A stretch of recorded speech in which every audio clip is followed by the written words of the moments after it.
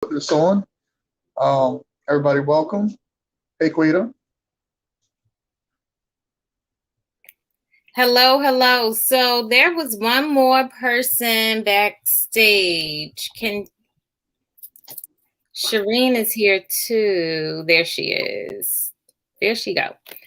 Hey now, hey now. Hey, guys. Please forgive the late start. I'm sorry. We're good to go. And Happy Memorial Day. yeah, pleasure to meet you guys. If you want to do introductions, Quita. Yes, so you guys know me. I'm Laquita Chansey, the founder of Smaltimore Homes, and we're an affordable housing nonprofit here in Baltimore, and we build micro shelters and tiny homes. And I have my good girlfriends who I realized I'm not, let me see, I'm not affiliated, but these women are both AKAs. And yep, that happened. So Danielle Frisbee and Miss Shireen Aarons. And so Danielle, you are the founder of Unboxing Change. Tell us a little bit about your organization. Yeah, well, first of all, thank you so much for just having me. I'm so excited for this conversation, and nice to meet my sister as well too. So I am Danielle Frisbee, always fixing my hair, but the CEO and founder of Unboxing Change. We're a student advising organization that works with students pre-K through college to help create impact events centered around education, activism, and entrepreneurship. So we work with them to turn them into the event planners based off the needs of the community or communities that we're serving. Awesome. Thank you for that. And Shireen, you are a school coordinator in Pigtown. Is that your title these days? Tell us more about what you're up to in the community. So I am a community school coordinator at Southwest Baltimore Charter School. My lead agency is Elevate Baltimore. So some of you might have heard of the organization before.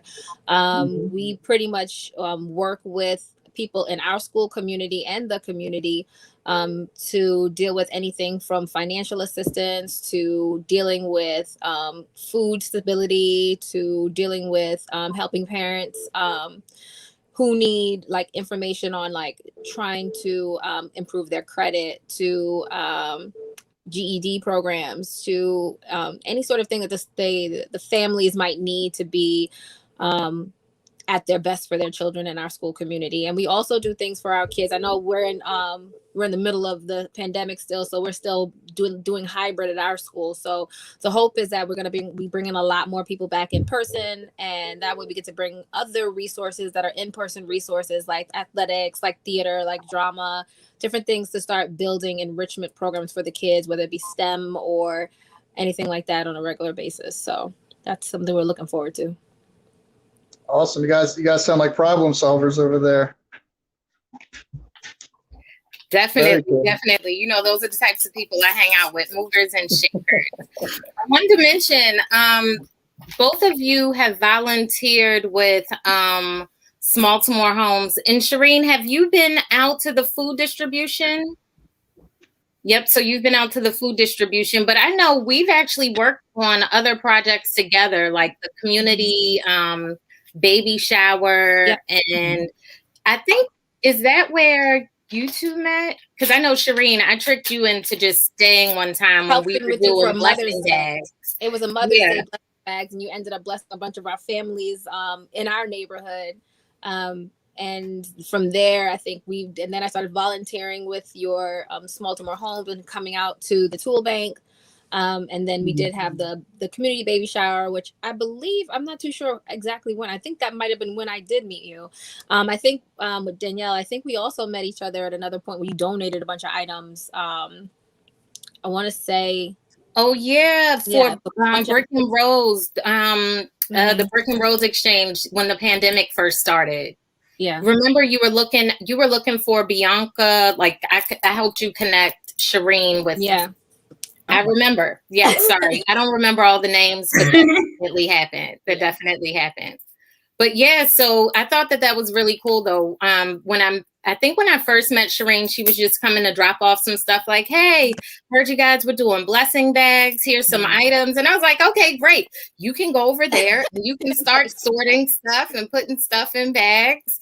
And then, you and I worked on the volunteer hub. That was super fun. Are you going to try to do that again virtually? Yeah. So, wow. Volunteer Hub is really how like Unboxing Change started with figuring out ways to engage students and increase participation and exposure to creative ways to do their service learning hours. So when I met Quita, actually, when I saw the work that you were doing with Multiple Homes, I was like, oh my God, that's so cool. I know the kids would love that. I love that they would want to connect. So that was a lot of the inspiration to bring a lot of the different partners to the table to offer hours from, I think we had Baltimore Algebra Project. We also had Rise Arts Center. Coppermine was there. I Am Mentality. Oh my gosh, yes, of course. So that model and that mindset has almost like elevated our programming. So Volunteer Hub, we didn't do specifically in that conference that we were a part of last year, but we have used that same model to offer students the opportunity to connect with change makers who want to offer learning opportunities. So yeah, it's still there. So can you tell us a little bit about your most recent event, the virtual prom? Yeah. Okay. So virtual prom was so cool because of the fact, because just like Shireen was saying, we're still in this pandemic. We're still, in the middle of how we continue to support our students, even though they're online. And these milestones matter. Prom is that opportunity for students to, interact socially outside of school. It's an opportunity for them to connect. Everybody knows that, right? But to do it online is insane. It's intense. So Wide Angle Youth Media, this is their second year doing the virtual prom, and Unboxing Change, we partnered to, of course, help the students, invite other students, so increase engagement. We helped them secure a number of sponsors to participate in the activities. We created a commercial with them where we did a challenge calling out all the 10 high schools that we were working with. So it was an amazing opportunity for students to just connect in a socially distant and safe way, but also be introduced to business development, sponsorships, and partnership. So yeah, big event. Right. And that's what Chap and I were talking about, that, entrepreneurship is so big in the community. And I know that you all, although Shireen, you're working with, the students in the school's capacity, it's still, that pipeline to entrepreneurship and introducing kids to different opportunities. And I know, so often we talk about it's important to see representation and people who look like you in high places. So I definitely appreciate you bringing the kids out every time you all bring the kids out. So Shireen, what is it that you all are doing on your side of town? Do you have anything planned for the summer for the kids? Is anything going on at the school? What's going on? So this year, because of how the year has gone for every student everywhere, and the lag there of where all the children are as far as where they need to be, or comparison to how they've been progressing through their educational career and how they didn't make a lot of progress, whether you were a high student in Columbia or a barely making it student, also in Baltimore, but a lot of kids have to make up gaps. So a lot of our schools are offering summer programming, which is for a first for our school since they've been in this building. So we have 3 programs that are coming to our building. We have Freedom Schools, Elevators bringing Freedom Schools, which is spending a lot of time on STEM and enrichment programming for grades, rising 3rd to 8th graders. We have young audiences. I'm not too sure if you heard about them. They usually do a bunch of summer programs in a bunch of different schools all around Baltimore in the summer. Young audiences is coming and doing a summer lit program. Their focus is trying to connect education with the arts. So you might pair a math teacher with a dance instructor, and somehow they collaborate together to make magic happen in their classrooms, and they'll be focusing on the younger grades. We also have a dance program happening with our dance instructor because she's professionally trained. She has a dance organization, so she's doing a dance program for a dance and art program for all grades, whoever want to join. And she really wants people who are thinking about seriously interested in dance and the performing arts to come out for her programming. And then we have one-on-one tutoring happening. So We have students that are going to be paired with tutors. Teachers are recommending what areas they feel like, whether it be math and literacy, because those are the two focus areas. And pairing them with a one-on-one tutor they're going to meet with 4 days a week, because it's Monday through Thursday, full days. And we're going to try to, as best as we can, to, help the kids with that gap that they're dealing with right now, in the hopes of, they'll be able to at least make the gap not as big by the time they start their new year. Because, the way Baltimore City is, every kid is pretty much going to be moving on. Unless your parent makes a good, if your parent wants to get you retained, they have to come up with a really good, solid reason why they believe their child should be retained. And that's going to be very difficult to do. So all the kids will be progressing. And there are other things that schools are coming up with, the strategies that they're going to be coming up with for next school year to deal with the achievement gap. Wow. And so just so that I'm clear, for the summer programming, is this only open to students at your school, or how can parents or students participate or sign up if they're interested in getting involved? We're posting the links. Most of the organizations, like Young Audience, is an open program, period. So they put it out to everybody in Baltimore City. So is the Elevate program. They already put it out. Now we try to encourage more of our students to join, but there'll be more than enough spots for kids outside of our schools until all those spots are filled to be able to join in into one of those programs. So like I said, the Young Audience, the Freedom Schools, it's happening in more than one school in the city. So if they find a local school that's offering that program, then if they're going into 4th or going into 9th grade, they can join. If they're younger than 4th grade, from kindergarten to going into 4th grade, going into 3rd grade, then they can do the Young Audience and Summer Lit. And the one-on-one tutoring is available for everybody, and dance is available for everybody. And dance is the smallest amount of slots, but it's also open to other schools. But the 2 major programs are already programs that are broadcasted throughout the city. So yes, and we post it on our site. So if you want to follow our school, Southwest Baltimore Charter School, we post the links on our site as well. Awesome. And this is free programming, and it's hybrid? Free. It's free and in person. It's free and in person at the school. Mm-hmm. We want the kids to come in person. I got you. Encouraging kids to come in person. Now, the tutoring can be hybrid. So if you want it to happen in the afternoon or the weekends, that's something you would set up with your one-on-one tutor when you meet them. So the one-on-one can happen at any time. Mm-hmm. And the website you mentioned, is that SBC Schools or school.org? SBCschool.org. Okay. Yep. And we have an Instagram. Most of the stuff we post are on Instagram and Facebook. Awesome. Did you guys have any questions for one another, or did you want to plug anything in particular? Chap, did you want to talk about the food distribution? I actually did not make it this past week. Sorry. We do at Reach Partnership School at 10:30 every Saturday. We have more than in surplus of 400 boxes of food, produce boxes specifically, that we give out, and any other donations Creative Influence comes up with. Really, I want to get the ball rolling on entrepreneurship.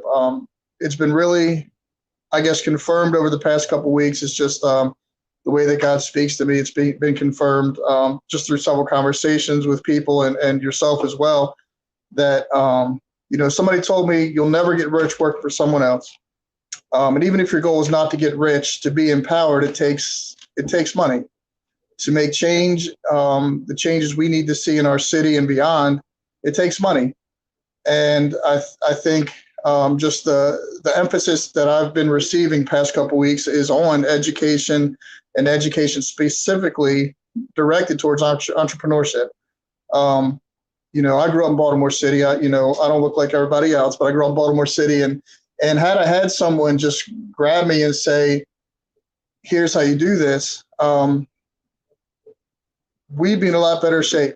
And that being said, for me and a lot of my partners on the street, we ended up, we're entrepreneurs, all right, but we're making the wrong decisions on those corners, and making,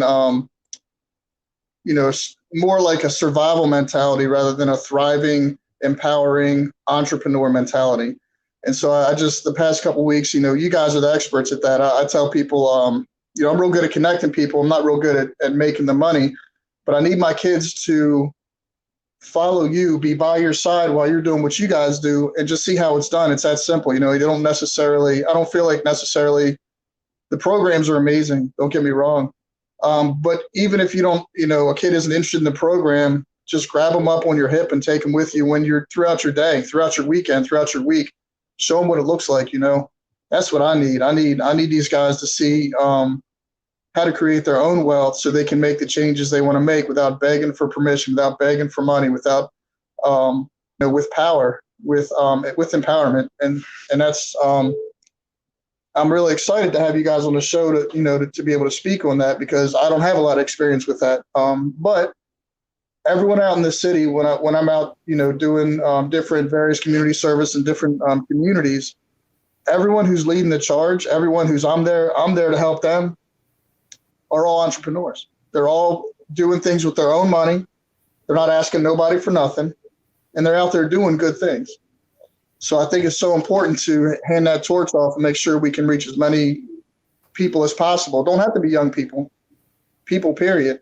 We need to teach our people how to be self-sustaining and not just survive, but thrive. Yeah, I would agree with that, especially with the entrepreneurial mindset. I feel like one of the best things that Unboxing Change has been able to do with students was allow them to dream, but more importantly, coordinate what that impact looks like, right? So when you talk about what do you want to be when you grow up, or what's important to you, that's that beautiful seed planting that allows a child to coordinate, like, who's going to help me build out that journey. I love what you were saying about earlier, if somebody had just grabbed you up, like, you know what I mean, just said, hey, do it this way, or have you thought about it like this? That warm language needs to be like baked into our communities, right? Especially if you're thinking about children and how adults can connect as well. So if you start to get excited about the things that we can do, that's where those love languages pop up. For us, the way that we approach entrepreneurship is making our students into awesome event planners, right? Because if you can plan an event, you can plan your life. And if you can plan your life, you can definitely change the world.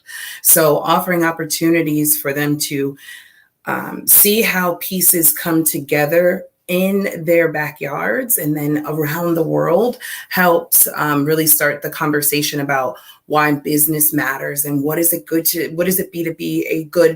mean to be a good business owner, just as much as what does it mean to be a great employee, an employee who wants to work here. Because I feel like sometimes, the way that the world has gone, a lot of people don't feel comfortable working for people anymore because they don't see that they're taken care of. They don't have a legacy that they can say that this is their own or they're a part of something. So having students be able to understand why both worlds go hand in hand and in harmony allows them to assume leadership responsibility in their season, right? Like when God has called them to be the leader, or just as much as God has called them to follow. It's beautiful what entrepreneurship can do. Yeah, and I'd like to comment on that real quickly. One of the things I do teach the young people in my life, who I reluctantly mentor, I guess, I never, growing up, I never thought I'd be someone to look up to. And God turned my life around and gave me a very unique family, which is my privilege to serve. And like, I just want to comment on what you said is that if you can serve, service and servanthood is the qualifications for leadership, right? So if you can come out, you can hand out boxes and you can, you can serve, then you can lead. And it's very simple. And so everyone out there, like on a Saturday, we're handing out boxes, everyone out there are leaders or leaders in training or being prepared to lead, because leadership looks like service.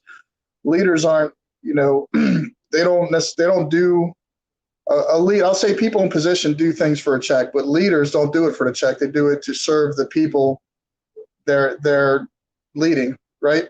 So if I'm a leader of my neighborhood or my community, I'm not doing it because someone paid me to do it. I'm doing it because I love my community. I love my people, and I want them to do better. And so I serve them. And through that service, I become recognized as a leader. So I always try to ingrain that in the kids is like, if you can show up and hand out boxes, if you can show up and help somebody move who had a house fire, if you can show up and like swing a hammer for a couple hours, you're a leader.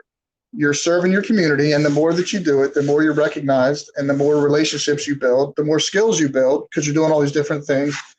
And that would, just a comment on on what you said about leadership. Servanthood is a qualifier for leadership, and I always just try to remember to tell people, when they're discouraged, like, if you can serve, you can lead.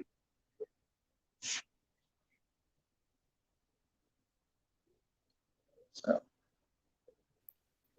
Chap, yeah, I absolutely agree with that. Because it starts with knowing, the community. Like, it starts with the relationships. It starts with knowing the needs, or, knowing the people and what it is that maybe they want. Maybe it's not needs. Maybe they want something, and just having that communication and the conversation around what is it that the community wants and or needs. How can we deliver that? And how can we continue to treat people like people so that the community can continue to thrive? I love that the focus is on entrepreneurship, because sustainability and ecosystem, financial literacy, all of that is, love language. All of those are the languages that I speak. And at the end of every month, Smaltimore does a financially lit workshop. We used to do them at Old Major, and now that the world is opening back up, I should probably reach out to Candace and see about that. So Old Major is a Black-owned bar, and I want to call it a pub. They sell really great West Indian food. Would you call it West Indian? It's Caribbean style food. Mm-hmm. Caribbean food. In Pigtown, right off of, what street is that, Shireen? On the corner of Cary and Herkimer. So off of Cary Street, 900 Cary Street. Yes. So Candace, she owns that bar and then has a whole nother job. So a lot of things that I think people have to understand about entrepreneurship is that sometimes it seems like an overnight success, but really it's been time leading up to that and working up to that, or stuff going on behind the scenes. As much as Smaltimore started and was, official in 2018, I had been volunteering with organizations for, 8-10 years. So those relationships were there. So people are like, how are you getting people to show up? It's like, oh, well, I've been showing up for them for years. So they're just, it's like, I wash your back, you wash mine. This is for a great cause. So building those relationships and having kids to understand networking, I think, is really important too. If I could do college over again, that would be one of the things that I would have focused on a little bit more, like the after networking, not the so much partying right then and there, and like, well, who's in my class right now and who can be my study, but like making relationships that lasted. Granted, those relationships happen, but I would have been more intentional about it. And so those are the things that I say to, kids that I would talk to that come and visit or that are interested in entrepreneurship, is that it starts with relationships and being able to sustain those. And the kids love it. A lot of the kids, they have a really dismal view of working for someone. And we actually have like our 8th graders this week. This is their last week. And they do these letters to the community. And I got to read some of their letters to the community that they'll be doing this week. And one kid actually said, he was like, I don't even really, not just discouraged from going to college, but he's like, I don't know if I want to go to college because I feel like I'll just be stuck with some job that I don't even want and get a degree that I don't even want and have to pay back loans if I don't get scholarship. And I just don't see the point. I'd rather just work for myself and figure out what I'm really good at. And that's one of his goals. He had a high school goal, and his high school goal was to figure out what he's actually good at. That was his goal. And so he's in the 8th grade now. He's in the 8th grade now. Mm-hmm. He's going to bar. If you had to say that he was good at something, do you have anything in mind that he could do? Because there are kid entrepreneurs that vend. So I have a sister that has her own business, and she does vending events, and kids are there like selling 8, 10, 12 years old. So he doesn't have to wait till he grows up. I mean, I'm still trying to figure out what I want to do when I grow up. So, you know what I'm saying? Like, he can start doing it now. Like, let's talk. Let's pull that out of him. Look, I'm so encouraged by that too, because you heard me say it to the kids all the time out there when we're serving and stuff. Is like, you're not my future leaders, you're not my future business leaders, you're not my future community leaders. You're my now leaders. Right. And young guys that coming out there, they're my now leaders. And for an eighth grader to understand, and I hope that it truly understands that, no, when I was a kid, like in the 90s, they used to shove college down our throat. I am not built for college. I'll try to go to college. I mean, I can count on both hands how many times I went back, stopped, before it sunk in. Like, you know what, college isn't for me, and that's okay. Because the way we were raised, I thought something was wrong with me because college wasn't clicking. But you put a hammer in my hand, I built a house in like 3 days. You put a mower in my hand, and I got the whole neighborhood done in 2 days. So it was like, and why shouldn't someone who works hard and has those skills, why should I make $10 an hour doing it, making somebody else money, right? But I was doing it. I learned, and it's not because I was dumb, right? College just isn't for everybody. And I think that's important to encourage that when you hear that, because you might change someone's life. Because I spent a good majority of my life trying to figure out how to get through college and get that good money, right? And it took a really long time for it to sink in that it's okay if you're not good at college, just do what's in front of you, do what you know how to do it well, do it with excellence, and the rewards will come. Like, very simply, but it was just in eighth grade to understand that maybe I'm not geared for college, and he's got a head start. He can start dabbling in trades in high school. He can, get a little part-time job doing electrical or doing other stuff and feel out what he's good with, right? Yeah. I mean, you guys can unpack that for him. Once he figures out what he likes, you can unpack that into, this is what it looks like having your own business. That's exactly. And then people that age, when they figure out what they like, they've got us, and in our relationships, right? They can come to us and say, hey, 15 years old, I just bought a mower, Chap, I just bought a mower, Quita. Anybody needs their lawn cuts, and you can't tell me not everybody on this show would be like, I'll pay him to do it. Right. Come on.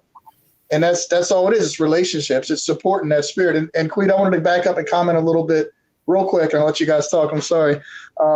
You had mentioned that you invested in relationships for years, showing up, volunteering for other people. And I think I want to just emphasize, we understand this, but for the younger people that may come back and watch the show later,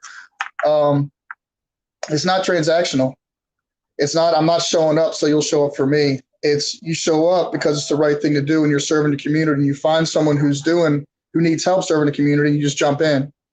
And then what happens is there's a spirit of unity that's forged through those relationships and through that service. And so then when you turn around and you're doing something, they want to help you. It's not out of obligation. It's not transactional. It's transitional. It's transformational. They say, man, here's this young lady who's been helping us all these years. What does she do again? What's she into? Oh, we can make that happen right now. And then to comment even further back, how you said it's not about necessarily what are your needs, right? If Quita comes to me and says, hey, Chap, I want to do this. If I know a guy, we're doing it. I'm bringing them to the table. We're gonna make it happen, right? So it's but I just want to comment on that as well. It's not, what we do is not transactional. It's transformational, and to really understand that, you can't just listen to conversations. You got to show up and see the conversations being had at the spot when we're doing it. Yeah, that's a great point, because like I said, these were 8, 10, 12-year relationships. Like, there was no way when I started showing up, I had the foresight to know, you know what, in 10 years, I'm going to form Smaltimore and I'm going to need these people. Like, that's just not the way it works. It's who needs help. Volunteerism is, again, a part of my love language. So if an organization like Smaltimore Homes had existed before, it was found, I would have just been volunteering there. There would have been no need for me to start, the organization. If somebody else is going to already have the foundation and, the infrastructure, let's go there and just help make them bigger, stronger, faster. And so one thing I always like to do when we're on here is plug Collectively, which is an organization that kind of is a collection of Black organizations doing work in Baltimore. You don't necessarily have to be a nonprofit organization.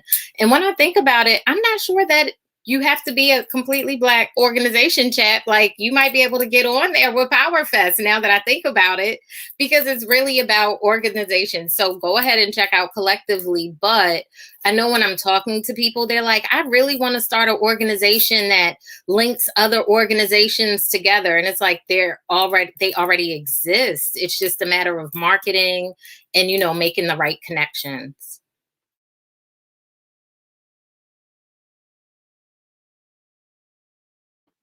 You're on mute, Chap. I want to comment real quick. Now, it's funny you said that, because Lewis is the president of our organization, and I'm the only white boy on the board. And the only reason, it's a real funny story. When we were discussing, things, we needed a vice president for the paperwork, and part of our mission statement is unity, relationships, and diversity. And so it was real funny. We're sitting at a table and nobody really, I was laid off at the time. I was just running around the city volunteering on everything because I didn't have nothing better to do. And so nobody had the time necessarily to commit to being the vice president of this organization we started. So I volunteered because I was available. I volunteered, said for the sake of diversity until someone better comes along, someone more qualified. Said I'll step up for the paperwork and kind of, do what I can and serve to the best of my ability.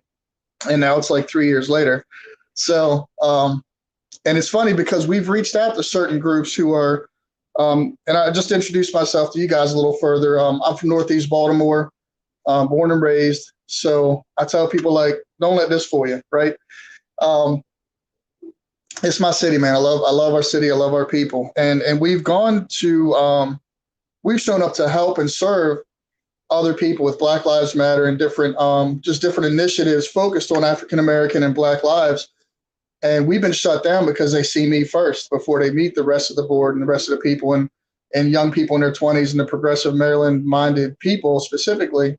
They're like, oh, we don't mess with you. We don't mess with white people. And it's like, well, I'm just here to serve, but that's how you feel. Okay. And meanwhile, they don't understand that I'm not here to take the mic. I'm not here to usurp the mic. I'm not here to usurp the message. I'm not here to do anything except amplify the message.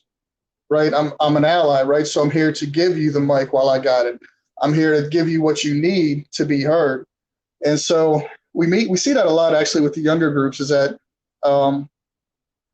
like she was mentioning collectively with the younger groups and younger people we try to serve, they're a little standoffish when they see me because they don't know me.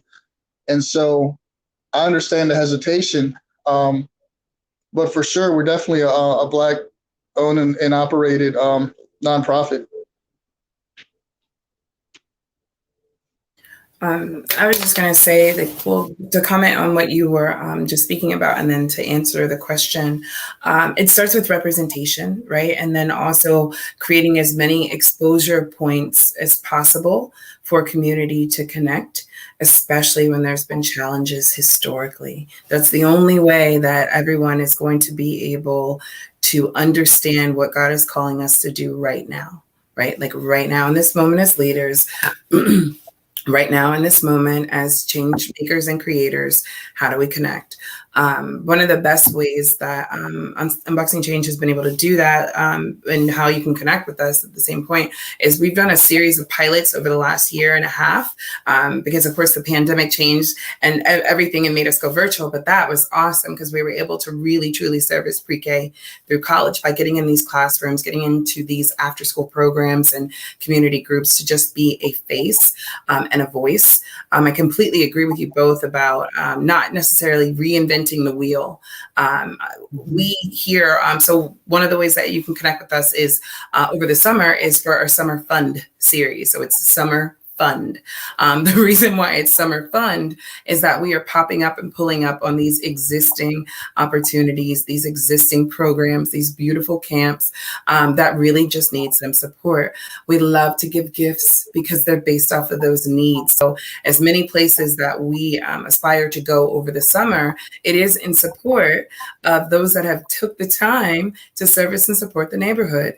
I feel like that creates multiple exposure points because when we pop up, we're popping up with our event tactical team. So we're excited to be rolling out one of our newest programs in partnership with the Holistically Empowered Youth Center, the Hay Hub, where we've been able to create a tactical event plan or team, if you will, based off of the needs that we have right now. This hub receives 1 trillion donations all the time, just based off their business structure and model. I'm sure if you haven't heard about the Hay Hub, I'll definitely make sure I'll drop a link. But just picture a dream come true to be able to walk into a space and say, hey, we need backpacks, we need bikes, we need bedding, we need bubbles, all of the different things. And we have been able to specifically plan and dream with them about how do we turn our students pre-K through college into planners so they can use what we have to bring to the people what they need in a way that everybody can connect with each other. So yeah, there it is. Yeah. HE Hub, HEY, Hay Hub. But yeah, that's the best way to connect with us. And then again, to just go back to ways that everybody can connect with each other when it wasn't built for us to do that. Yeah. One thing I wanted to add, and then Shireen, if you want to talk, just unmute and I'll stop talking. But one thing I wanted to add is Day's son is usually on here, and he himself is an entrepreneur. He has written a book about dealing with or having that conversation about race issues, between children and their parents. He wasn't able to make it today, but he's usually on. But I took a page from his book, literally and figuratively in a way. And I've been working on like a mental health journal. So I've been researching how to do self-publishing, and I'm going to go ahead and publish a mental health journal. I was last weekend, Danny and a couple of our friends and I were online doing some painting, and I feel like that's a way to be present and focus on the holistic self, so mind, body, and soul. So don't forget to pour into yourself, because self-care is not selfish, and you can't help the community if you can't pour from a full cup. So these are things that I've learned the hard way running a nonprofit organization. I agree. That's very important. And I think it's notable that the way that we're led, the way that the people we gravitate always seem to be, I won't say religious, but they know God, they know the source. Yeah. And I think that's really important and speaks a lot about what's going on in the community, because your cup can run empty if you're doing things for the wrong reasons. Your cup can run empty if you're just out there spinning your wheels on things that he doesn't want you doing. But we know the infinite source. And sometimes when we don't slow down to take care of ourselves, he will slow us down. And it always seems like a bad thing at the time, but then whenever you come out of it, you're kind of recalibrated, you're refreshed, you're filled back up, and you got something to give to people again. So that's awesome. And I think too, as we mentor these young entrepreneurs, and you're doing your research for your journal, Quita, share that information. The young lady Raelle last 2 weeks ago that was on, she's collecting all of her poems, and she wants to publish a book, right? And she's like, I don't know how to do it. And I'm like, hello, like the young man on the show, right? He published his own book at 19, Ask Dason. And now I can tell her, call Quita, ask Quita. And it's that easy. Just put people on with the knowledge you're collecting. Knowledge not shared is knowledge lost. These are the facts. What were you going to say, Danny? I think I was just agreeing, and I was thinking about like 3 different things. So in my room, I finished the painting that we did for that night, and it was so nice. It was so nice to be able to do it in chunks, as opposed to, especially like when you're working and you just want to hurry up and get things done, even if they're the fun things. So to be able to start it that night and then be able to finish it last night was absolutely nice. So I was thinking about that. And then also I was thinking about Proverbs, because I just read Proverbs the other night, and it was talking about keeping God first in reference to your business dealings. Like God is the one that sets the standard. He's the decision maker. It was really like, I'm going to find the proverb so I can put it in here. But what it brought up for me was the fact that everything is going to always be fair, equal, and honest if in fact we start with God first. Then we can start to create, because again, all of our steps are ordered. He already has a plan. But if we just, put God right there and then let him do the impact plan, the rollout, the contract, the money, we can really get some things done, because ultimately we're here to serve. So no, I was just shaking my head and agreeing, thinking about those things in the other room too.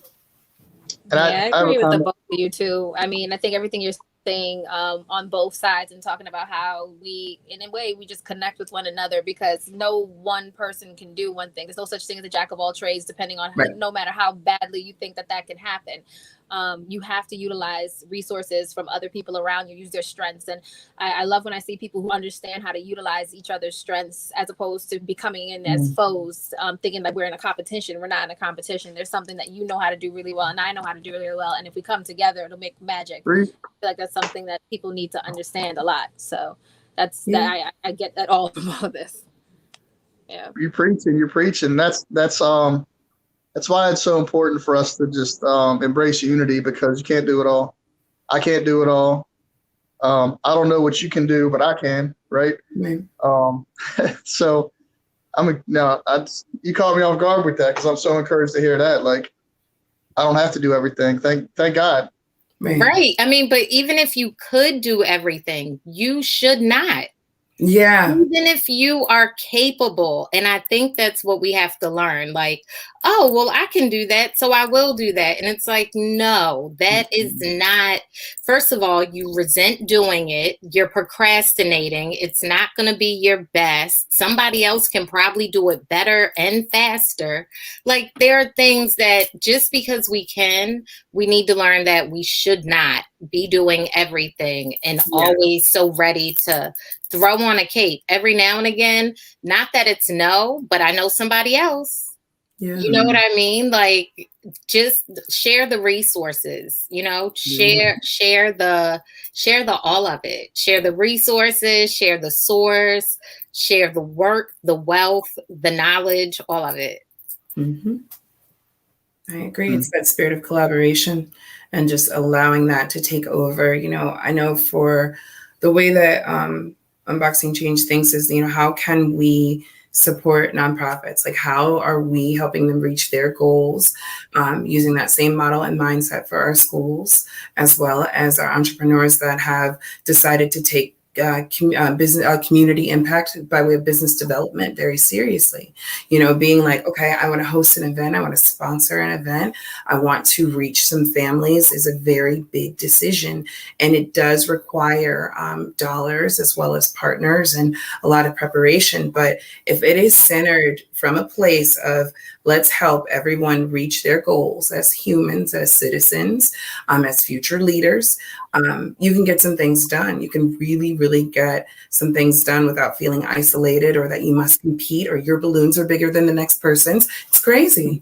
You know what I mean? It's not necessary. So I too enjoy that like-minded vibe of connection. Like, who can we help? How can we do that? Because you never know when you're going to need help. So you should be very well versed in it. And this thought just hit me while you guys were talking, is that I don't think I've ever, and I could stand corrected easily, but this is my truth and my experience, is that when entrepreneurship is mentioned, community is also mentioned. Like, they're always mentioned together, because, when I'm working 9 to 5 and making like $8 an hour, try to squeeze a dime out of me to help the community, right? Like, shit, I'm tired of that, pardon my language. I don't like my job. I ain't got no money, right? You're in a dark place. But entrepreneurs are always ready to find a way to help their community, because their success is their community's success. So I say that to say, when we see people like Donald Trump who have money and affluence and power, he helped his community, right? That's why it's so important that we teach entrepreneurship and hand off our knowledge and experience to our community, because when our community is empowered, then they will return the favors and the power and the money. They'll give it back to our community. but I'm always encouraged by, like, if I made $1 million, better believe everybody in my neighborhood's been eating good for a while, right? You know what I'm saying? It's like, it's really that simple. So it's so important to educate ours, because when they become entrepreneurs and they break free of those, the 9 to 5s and the system that we kind of operate under, when they break free of that, and they're empowered through their entrepreneurship, they already know what their community needs because they're coming up through that, and they can provide for that community. So it's not somebody like that looks like me from the outside saying, "Oh, well, you need this, you need that." No, I know what I need, but they're not just going to give you the money. We got to make our own. Yeah. Well, that sounds like, treating community as currency, right? That's the only way that shift will be able to happen, because that $1 million is going to be awesome and amazing, but it's going to run out and we're going to need more. So, you know what I mean? Because there's a million problems we need to fill. We could have blew that just by looking outside cleaning up. Right. Right. But if we start to treat community as currency and start to really go after change, right? Like, how much can we change? How many people can we add up together to produce an impact that's long-standing, legacy building? Then those that continue to chase dollars will find themselves in that arena. They'll find themselves in that home. But those that are chasing change, right, chasing Christ, we'll be fine. We'll be totally good. Yeah. And to your point, Danny, like, that is why redline communities are targeted. Those resources matter, and more importantly, pouring those resources back in, because there's power in poverty. Like, we have to reverse that. We have to recognize where our power sits. Like, the census tract takes a tally of us. That means we are go ahead and exercise that with our votes, with our local government, with, all the different things that matter. So I love that, you brought it back to the money, because that's where it all comes down to. If we follow the money, we know where the change is. And that's where we need to stay focused. Yeah. It's important. Summer Fund is an opportunity to expose our community to the opportunities that they could directly support. Yeah. Right away. These summer camps are not free. And if in fact they are, it's because of people just like me and you who have decided to invest in some change. And then also providing opportunities for people to say, hey, listen, I need X amount of dollars to transport this, create that, support that. People need to find their voice, because what you'll find, sometimes you don't need the money. You might need what just Chap said. Hey, I can't do it, but I'll find a person. I've got a truck. I've got a space. We've got food, $1 billion. Right. It's all change. That's my life story, because I've never, every time I get money, I gotta give it to somebody else anyway. So money has not always been my priority. Right. So I've learned to thrive in Baltimore through relationships, through community equity, through just genuine relationships. So I've always been able to get things I need or even want for myself or for my community without money, because I didn't have it and I didn't know how to get it, and I couldn't make it fast enough, working hourly. So and I think also what you guys are talking about, I would be remiss if I didn't mention today's, the 100th anniversary of Tulsa, right? And you had mentioned redlining, right? And so, like, Tulsa was violently massacred and burnt to the ground, but then there was other communities like Greenwood, Jackson Ward, who slowly decayed through the system, through the redlining, through policies. They didn't burn it down. It wasn't as violent, but they still tore it down through more clandestine means, if that, you guys know what I'm saying. Yes, through urban planning, zoning. Yeah. Yes. And so I think that this revival or revolution, or this eye-opening and this wokeness and whatever label you want to put on it, that's happening in Baltimore, as we all start to have conversations. The walls have been torn down by COVID. So everyone's accessible now digitally. And so it's easier to really get everybody together and have these conversations and collaborate and collect each other. And I really think, I really feel like Baltimore is the next Black Wall Street, and all eyes are watching. We're hyper surveilled. So you're not going to come burn Baltimore down. So as we take our city back and we breed entrepreneurs and we start buying the property and owning our city and getting our city back, you can't, we're not accepting what the past has delivered to our predecessors. We've seen it, we know what it looks like, and everyone's watching, and it's not going to happen again. So I think, we continue to encourage each other and collaborate and build wealth. And that being said too, find a Black bank, a Black owned bank, put your money there, help them out. Right. I was watching some information today about how they're better positioned to serve people that if I walk in the Bank of America, I can't get a loan. I can't do nothing there, but they'll sure take my money and make money off of me. But if I go to a local Black owned bank in Baltimore, there's a relationship there. They're interested in the relationship. They're not interested in just making money off of me.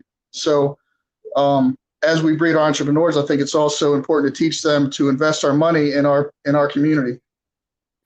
Yeah, I totally agree. So Harbor Bank of Maryland, there's, I think it's Industrial, I want to say Industrial Bank, or maybe it's Industrial Park, but Industrial Bank, they're in DC, they're Black owned.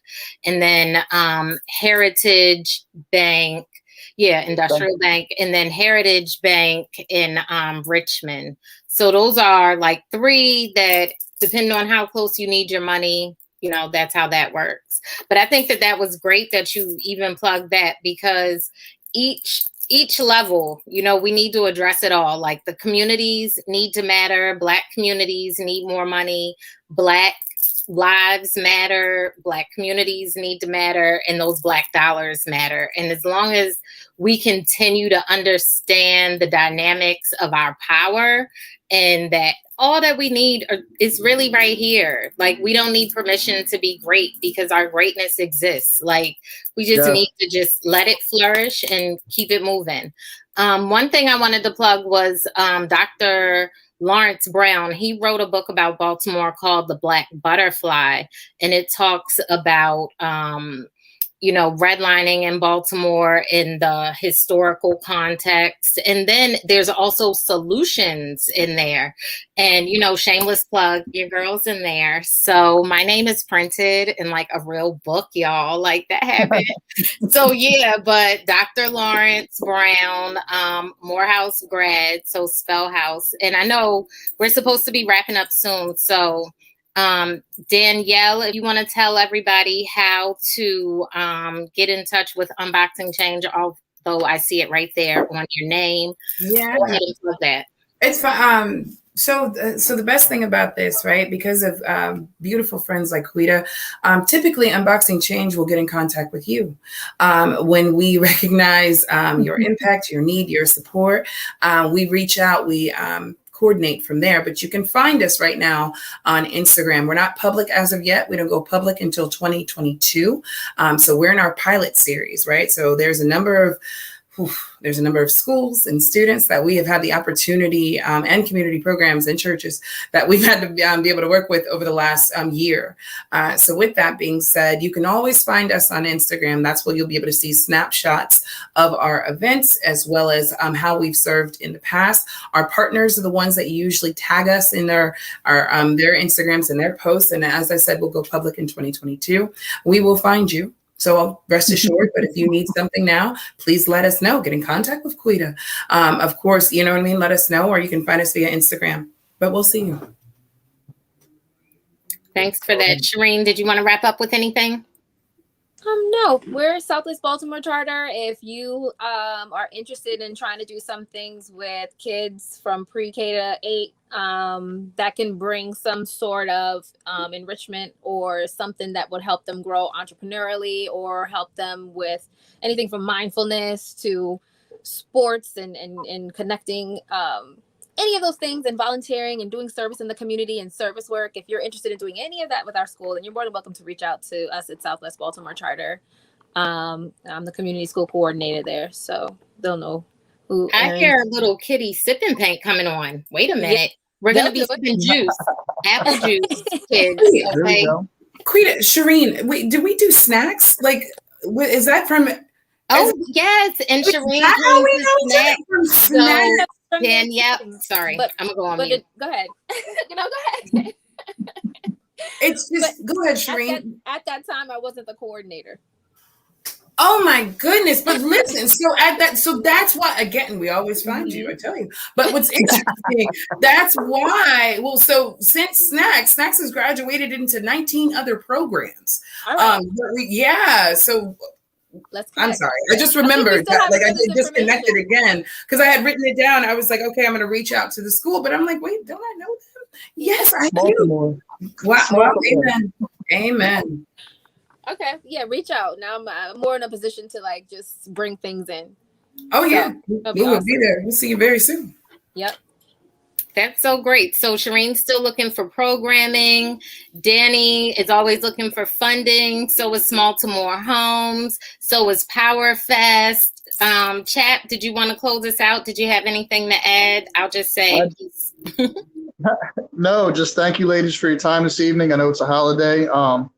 I enjoyed the conversation. I'm grateful for your time, and I'd like to thank Donnie and BeMoreNews.com and BlackUSA.news for the chance to speak with you guys and broadcast your message. And a couple of days, follow up with Quita. We can get you guys a link where you can post it and you can review the conversation and share it with other people. Thank you guys so much. Yeah, this was really fun. And we're every Monday, 7 p.m. here. Yes, yeah, come through. Pull up. Thank you. All right. Thank you, guys. Have a good night. Thank you all.